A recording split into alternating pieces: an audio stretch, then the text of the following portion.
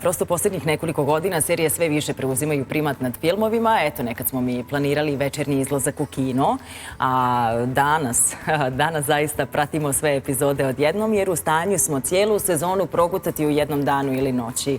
I takav način konzumiranja zabave mijenja naše navike, od slobodnog vremena do načina na koji razmišljamo o pričama i likovima.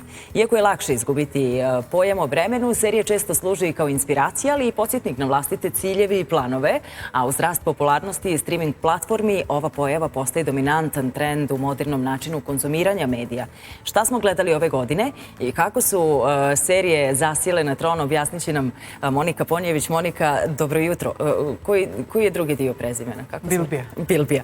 Monika Ponjević Bilbija, žena koja zaista ima veliku strast prema filmovima i serijama, prema sedmoj umjetnosti. Meni je izuzetno drago što si tu ovog jutra da pričamo o svemu što se dešavalo ove godine, ali u proteklih nekoliko. Reci mi, molim te, kako su serije zasjele na tron? Filmovi gotovo više da se ne spomenu. Pa, da. Istina, nekako došle do promjene vremena, načina gledanja, promjene likova. Brojne promjene se desile unazad, recimo, od 99. do danas. I to je teklo polako, ali nekako se zahuktalo i sada je potpuno uzelo primat. Ne bih rekla da se filmovi ne pominju, i dalje ima filmova, ali oni nekako žive drugačiji život.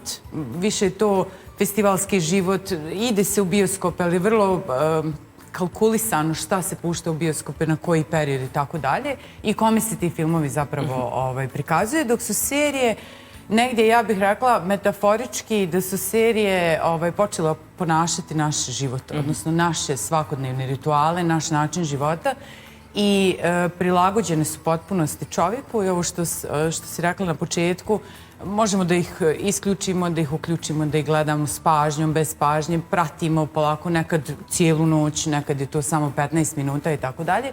Tako da mislim da su serije dosta prilagođene sadašnjem trenutku, sadašnjem čovjeku koji živi u 21. vijeku i kroz to zapravo se desilo nekih rekla bih, 5 nekih linija promjena o kojima možemo, mislim, nastaviti pričati. Naravno, izvoli.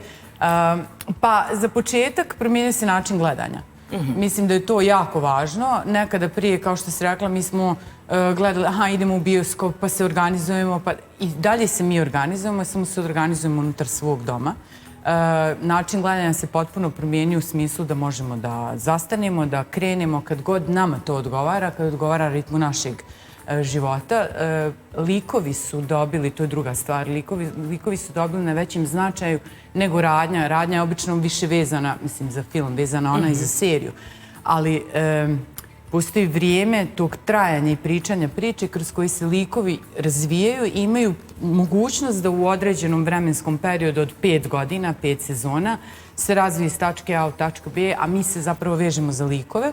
I mislim da je to jako važno. I jedna od, recimo, treća možda ključna stvar koja je presudna jeste da su veliki autori, scenaristi, reditelji pa i glumci nekako migrirali iz filma na televiziju i samom tom migracijom, odnosno jačanja kvaliteta produkcije, došlo do povećanja kvaliteta serije i negdje kad se sve to zajedno spoji kroz streaming servise koji su nam svima na klik. Mislim, ja ne koristim TV za gledanje programa, ja ga koristim za streaming servis. Znači, ja da nemam internet, ja bi umrla. Tako da je to, mislim da je to jako važna promjena tehnička i svih drugih vrsta, tako da, eto, zbog tog su serije danas dominantne, ja bih rekla. Dobro, šta je ono što nam je privuklo najveću pažnju u 2025. godini? Da, pa razmišljala sam o tome, baš ova godina je bila sjajna za televiziju, zato što, imamo one stare serije koje već traju, pričat ću o njima, ali ova godina je izbacila 5 vrhunskih naslova koji, mislim, potpuno sam oduvana. Jedan od njih je Adolescence, o čemu su svi pričali, tu jednostavno ne vrijedi više trošiti riječi, ali bi pomenula još druga 2, recimo, da ne spominjem sa svih 5 zbog vremena. Jedna je Pluribus, trenutno mislim da se završava, ja malo kaskam, ostale su mi još 2 epizode. To je nova serija Apple TV u pitanju, autori jedne od najvažnijih serija 21. vijeka Breaking Bad. Kogod ima, ne bih sad uopšte da nešto pokvarim ljudima, ali kogod ima priliku da pogleda kako bi se život mogao potencijalno promijeniti u budućnosti za nas kao čovječanstvo, mislim da je važno da pogleda tu seriju, jer je jedna od najbolje napisanih dijela koje sam ja gledala ikada, ne samo ove godine. I posljednja koja negdje zauzima tron u smislu novih izdanja jeste serija The Pitt. Ona je objavljena, HBO je u pitanju, HBO, početkom godine ona je izašla. I nekako je neprimjetno se desila. Ja sam pustila prvu epizodu da vidim o čemu je riječ i uhvatila sam sebe, u stvari nisam spavala cijelu noć i da sam je pogledala u komadu. I to je takozvana bolnička serija, ali ne postoji ništa što je vezuje za ono kako smo gledali Chicago Hope, PR i tako dalje. Ovo je potpuno novi koncept gdje pratimo ekipu u hitnoj službi u njihovoj smjeni. Znači jedna epizoda, 1 sat njihove smjeni i potpuno u realnom vremenu. Ekipa je vrhunska, skoro je dokumentarističko i vidim da serija sada poprima veću gledanost, dobila je neke nagrade i sad nam dolazi nova sezona, mislim u januaru ili februaru, također na HBO, tako da to su moje tople preporuke. A od onih koji se nastavljaju, tu su naravno Slow Horses, Severance, su Apple TV serije. Njih ima, Apple TV ulaže jako puno u produkciju, puno novca. Malo je serija, ali su sve vrhunskog kvaliteta. I Silo, koji također niko ne gleda, slijedi nam 3. sezona, sad nekad početkom godine. I serija Andor iz svijeta Star Wars, koja je također možda, ako bih rekla da mi je Pitt od novih najbolja, onda mi je Andor od starih najbolja. I trenutno smo u ovom ludilu Stranger Things, ja sam jedan od tih zaljubljenika koja prati već 10 godina seriju. Finale je za novu godinu, nadamo se da će ispuniti naše očekivanje. Gdje su nestale komedije?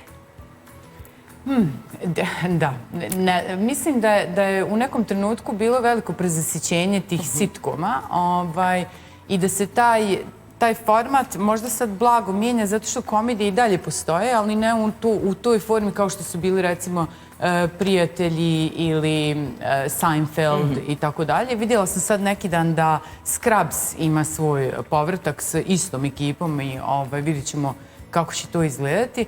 Mislim da je taj humor i humor je opet migrirao u neke druge žanrove, on je sve prisutan. Mislim i u Stranger Things koja je, nije komedija, ima dosta tih komičnih trenutaka. Mislim da je to sve približuje, vraćamo se negdje tim onom što nas zapravo suštinski dira i interesuje, to su te velike teme ljudskosti i čovječnosti, što meni čini mi se da je jako važno, zato što smo svi otuđeni.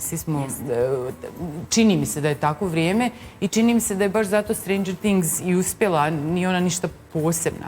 Ali taj odnos tog drugarstva među mladima, među djecom, koja se trenutno čak ni ne druže, gledajući po svojima, i taj zajednica i zajedništvo, mislim da nam je to jako potrebno, zato te serije trenutno čini mi se i uspijevaju. Monika, mnogo ti hvala na izdvojenom vremenu. Evo javljaju kolege da smo zapravo na samom kraju emisije, a ja se nadam, teško smo se uganjale, evo i za ovo smo se jako teško uganjale. Ja se nadam da ćeš ti pronaći nekog vremena u januaru mjesecu, tamo bar pred kraj, da pričamo o tebi, da pričamo o svim onim lijepim ostvarenjima snova koje se dešavale u proteklom periodu, svim onim izložbama, sve gdje si bila i šta si radila u periodu od kad se nismo vidjela, a negdje usput si učinila zaista mnogo toga. Hvala.